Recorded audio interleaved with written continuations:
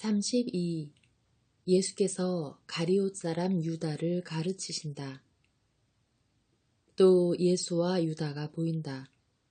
이스라엘의 일반 남자들이 들어갈 수 있는 지성소의 가장 가까운 곳에서 기도를 드리고 나서 두 사람은 성전에서 나온다. 유다는 예수와 같이 있고 싶어 한다. 그러나 이 욕망은 스승의 반대에 부딪힌다. 유다야, 밤 시간에는 혼자 있고 싶다. 밤 동안에 내 영은 아버지에게서 영양분을 얻는다. 기도와 묵상과 고독이 내게는 물질적인 음식보다 더 필요하다. 영으로 살고 다른 사람들도 같은 생활을 하게 인도하고자 하는 사람은 육체는 뒤로 제치고 모든 정성을 영에 기울여야 한다. 육체를 죽이고라고 말하고 싶을 정도이다. 이것은 모든 사람에게 해당하는 것이다. 만일 내가 정말 하느님께, 즉 초자연적인 것에 속하여 있기를 원하면 네게도 해당하는 것이다. 선생님, 그렇지만 우리는 아직 세상에 살고 있는데 어떻게 온 정성을 영에 기울이고 육체는 돌보지 않을 수가 있겠습니까? 선생님께서 말씀하시는 것은 죽이지 말아라 하시는 하느님의 계명과 반대가 되지 않습니까? 이 계명은 자기를 죽이는 것도 금하지 않습니까? 생명이 하느님의 선물이라면 우리가 그것을 사랑해야 합니까? 사랑하지 말아야 합니까? 네게는 순진한 사람에게와 다르게 대답하겠다.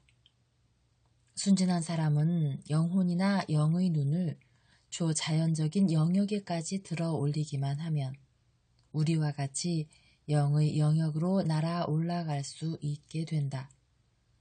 그러나 너는 순진한 사람이 아니다. 너는 너를 세련되게 만드는 분위기 속에서 교양을 쌓았다. 그러나 그 분위기는 그 번뇌한 이론과 원리로 네게 때를 묻히기도 하였다. 유다야, 솔로몬을 기억하느냐? 그는 지혜로웠다. 그 시대의 가장 지혜로운 사람이었다. 그 사람이 그 시대의 모든 학문을 탐구하고 나서 무엇이라고 말하였는지 기억나느냐? 헛되고 헛되다. 세상 만사 헛되다. 하느님을 두려워하고 그분의 계명을 지키는 것이 사람으로서 할 일 전부이다. 이제는 음식 문제에 있어서 영양이 되는 것은 먹고 독약은 먹지 않을 줄을 알아야 한다는 말을 네게 해주겠다. 만일 어떤 음식이 그것을 중화시킬 수 있는 우리의 자연 체액보다 강하기 때문에 우리에게 해로운 반응을 일으킬 수 있으므로 우리에게 해롭다는 것을 깨닫게 되면 그것이 맛있다 하더라도 포기해야 한다. 보통 빵과 샘에서 길어온 물이 몸의 균형을 깨뜨리고 중독시키는 향신료를 진하게 사용한 왕의 식탁의 복잡한 음식들보다 값어치가 더 있다. 선생님, 무엇을 피해야 하겠습니까? 너를 어지럽게 한다는 것을 아는 것은 모두 피해야 한다. 그것은 하느님이 평화이시고 만일 네가 하느님의 오솔길에 들어서기를 원한다면 네 영과 마음과 육체에서 평화가 아닌 모든 것, 혼란을 가져오는 모든 것을 치워야 하기 때문이다. 자기 자신의 소행을 고치기가 어렵다는 것은 나도 안다. 그러나 나는 네가 그렇게 하는 것을 도우려고 여기 왔다. 나는 사람이 다시 하느님의 아들이 되고 자신을 제2의 창조와 자신이 원하는 자생으로 새로운 사람이 되는 것을 도우러 여기 왔다. 그러나 네가 내 탓으로 잘못된 생각을 그대로 가지고 있었다고 말하지 않게 네가 물은 것에 대답을 하게 가만히 있어라. 자살이 참다운 살인이라는 것은 사실이다. 우리의 생명이건 남의 생명이건 생명은 하느님의 선물이고 그것을 빼앗아갈 권리는 오직 그것을 주신 하느님께만 있다. 자살하는 사람은 자기가 교만하다는 것을 인정하는 것인데 교만은 하느님께서 미워하신다. 교만하다는 것을 인정하다니요? 저는 차라리 실망이라고 말하고 싶습니다. 그런데 실망은 교만이 아니고 무엇이란 말이냐? 유다야, 곰곰이 생각해 보아라. 어떤 사람이 왜 실망을 하느냐? 불행들이 악착같이 그에게 달려들고 그 사람은 자기의 힘을 가지고는 그것을 교묘하게 피하는데 성공할 수가 없기 때문이다. 이 경우에나 저 경우에나 교만이 그를 지배하는 것이 아니겠느냐. 자기 자신밖에는 믿고자 하지 않는 사람은 아버지께 손을 내밀고 그분께 저는 어떻게 할 수가 없습니다. 그러나 아버지께서는 하실 수 있습니다. 제가 바라고 기대하는 모든 것을 아버지께서 주시니 저를 도와주십시오 하고 말할 겸손을 가지고 있지 못하다. 하느님께서 나를 용서하실 수 없다고 말하는 저 다른 사람은 하느님을 그의 척도로 재서 그가 모욕한 것과 같은 모욕을 당한 사람은 용서할 수 없으리라는 것을 알기 때문에 그렇게 말하는 것이다. 그것도 역시 교만이다.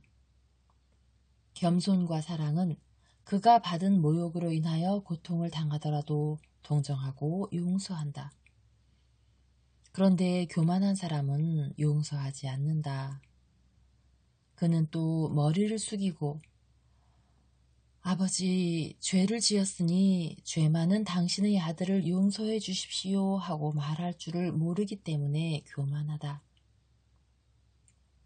그러나 유다야, 진실하고 뉘우치고 겸손하며 선 안에 다시 살아나기를 갈망하는 마음으로 용서를 간청하면 아버지께서 모든 것을 용서해 주신다는 것을 알지 못하느냐?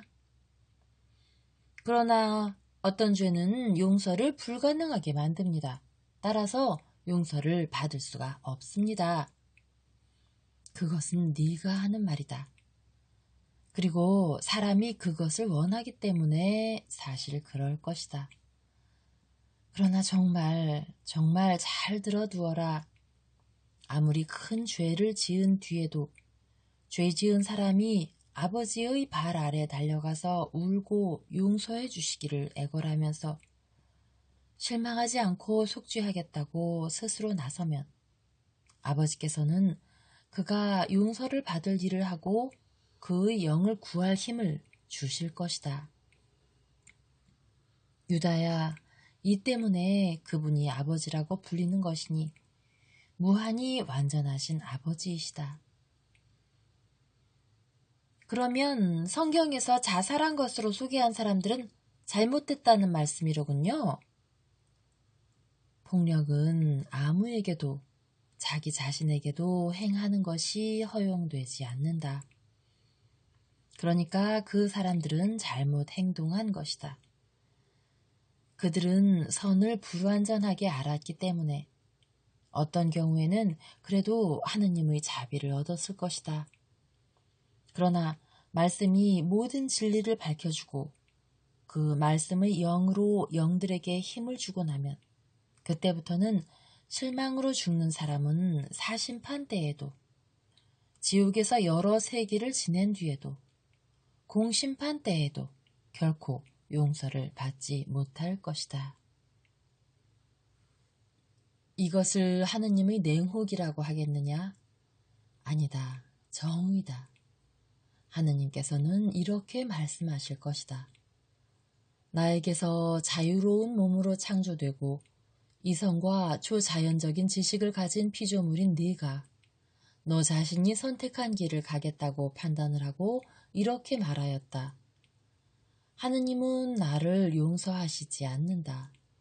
나는 하느님과 영원히 갈라졌다. 나는 내 죄악 때문에 자결을 해야 한다고 판단한다.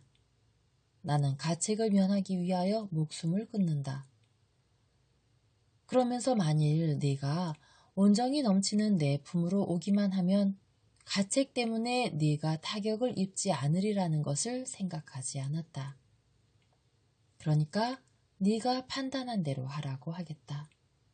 나는 네게 준 자유를 억제하지는 않겠다. 자살한 사람에게는 영원하신 분이 이렇게 말씀하실 것이다. 유다야, 이것을 생각하여라. 생명은 우리가 사랑해야 하는 선물이라고. 그러나 이 선물은 어떤 것이냐? 거룩한 선물이다. 그러므로 이것을 거룩하게 사랑해야 한다. 육체가 견디어내는 동안은 생명이 유지된다. 그런 다음에는 위대한 생명, 즉 영원한 생명이 시작된다. 의인들에게는 만복의 영원한 생명이고 의인이 아닌 사람들에게는 저주의 영원한 생명이다. 이 세상의 생명은 목적이냐 수단이냐? 수단이다. 그것은 어떤 목적에 이르도록 질서 잡혀 있는데 그 목적은 영원하다.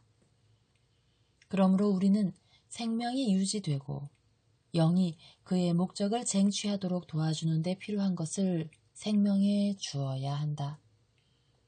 육체의 모든 욕망을 절제해야 한다. 모든 욕망을, 생각의 모든 욕구를 절제해야 한다. 모든 욕구를. 마음의 모든 인간적인 정열을 절제해야 한다. 하느님과 이웃에 대한 사랑, 하느님을 섬기고 이웃에 봉사하려는 의지, 하느님의 말씀에 대한 복종, 선과 덕에 있어서의 영웅적인 정신 따위 말이다. 네 질문에 대답하였는데 확신을 가지게 되었느냐? 이 설명이 충분하다고 생각하느냐? 항상 솔직하여라. 그리고 아직 충분히 배우지 못하였으면 물어보아라. 나는 가르침의 스승이 되려고 여기에 왔다. 알아들었습니다. 그리고 그것으로 충분합니다. 그러나 제가 이해한 것을 행하기는 대단히 어렵습니다. 선생님은 거룩하시니까 그렇게 하실 수 있습니다. 그러나 저는 젊고 생명이 넘쳐 흐르는 사람입니다. 나는 사람들을 위해서 왔지 천사들을 위해 오지 않았다. 천사들은 선생이 필요 없다. 그들은 하느님을 뵙고 만복소에서 살고 있다. 그러나 그들은 사람들이 느끼는 그런 감정을 모르지 않는다. 그것은 그들의 생명이신 최고의 지능, 즉 하느님께서 사람의 수호천사가 아닌 천사들에게까지도 모든 것을 알려주시기 때문이다.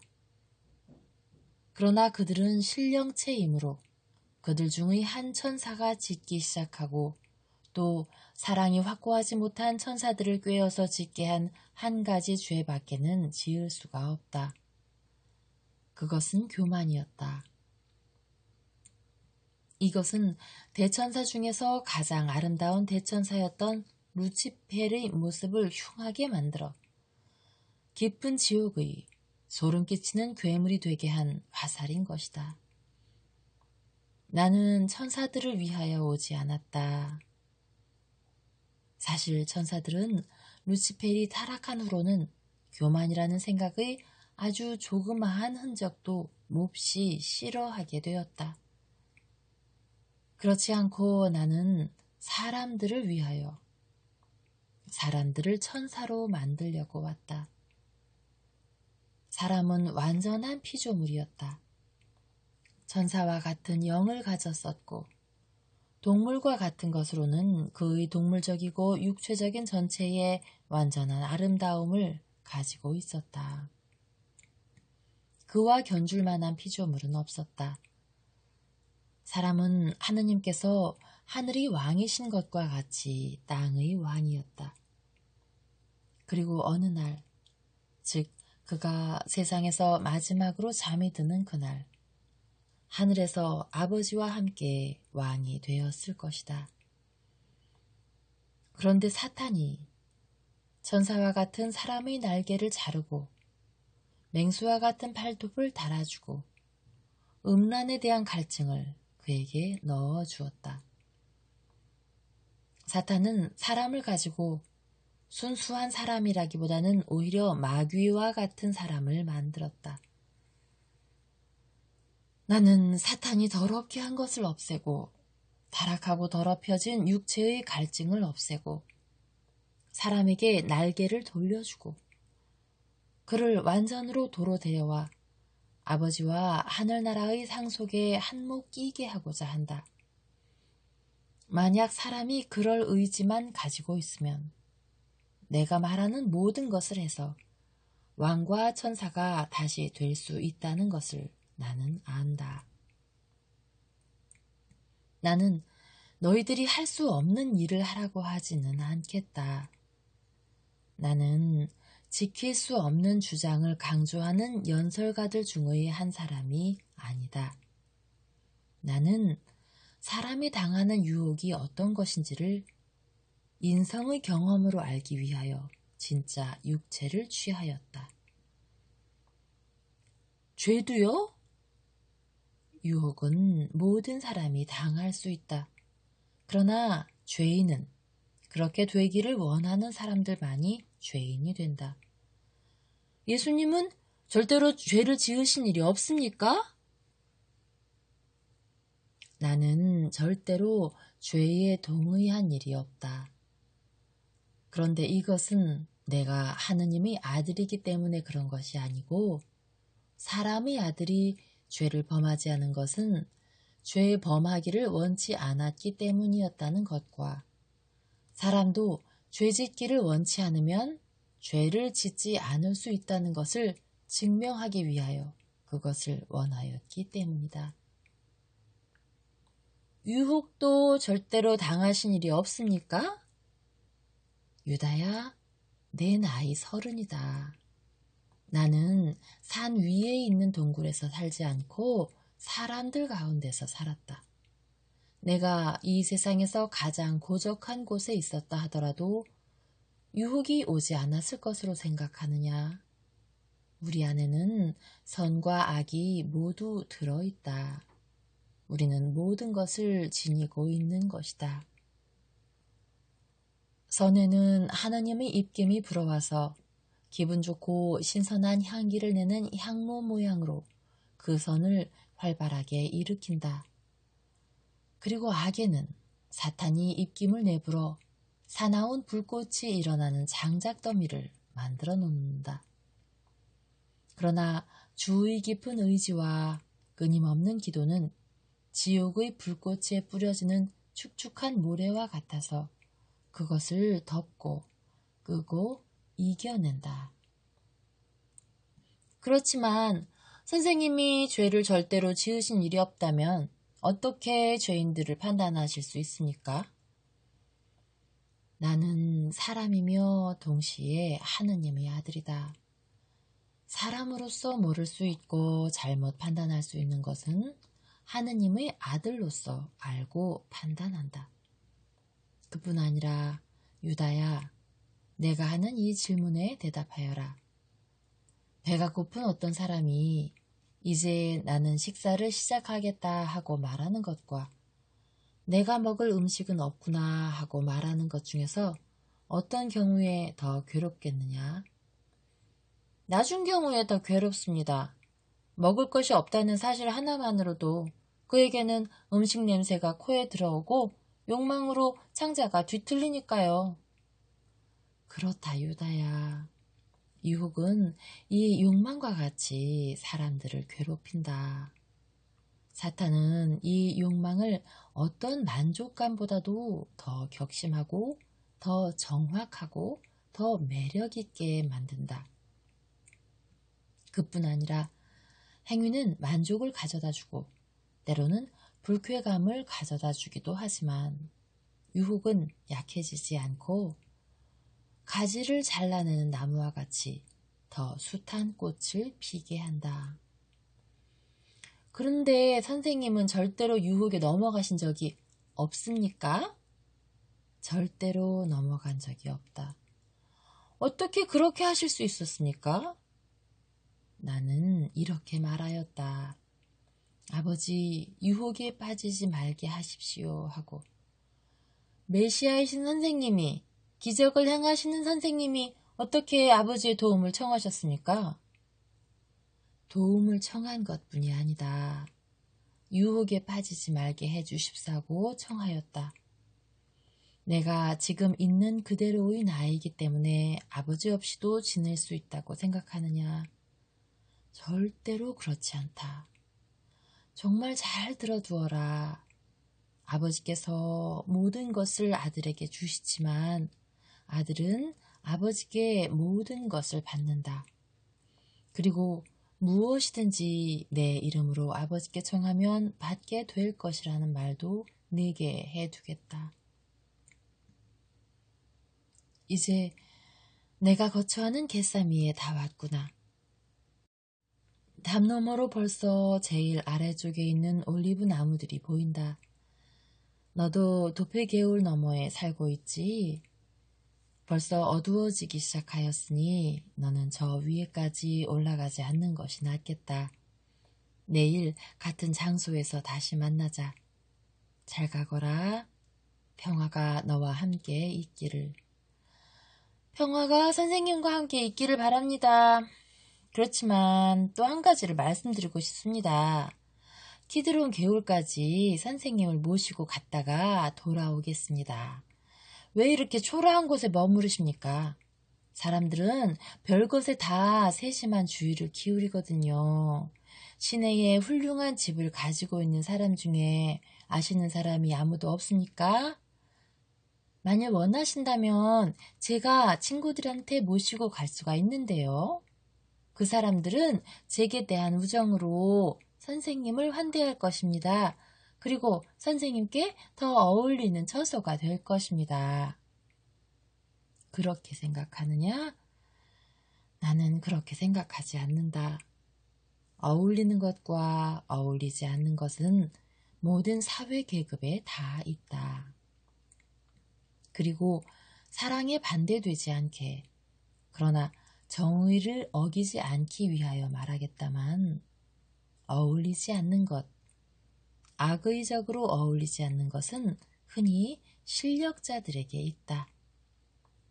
착하게 되거나 하느님께서 보시기에 죄가 되는 것을 숨기기 위하여는 권력자가 되는 것이 필요하지도 않고 유익하지도 않다.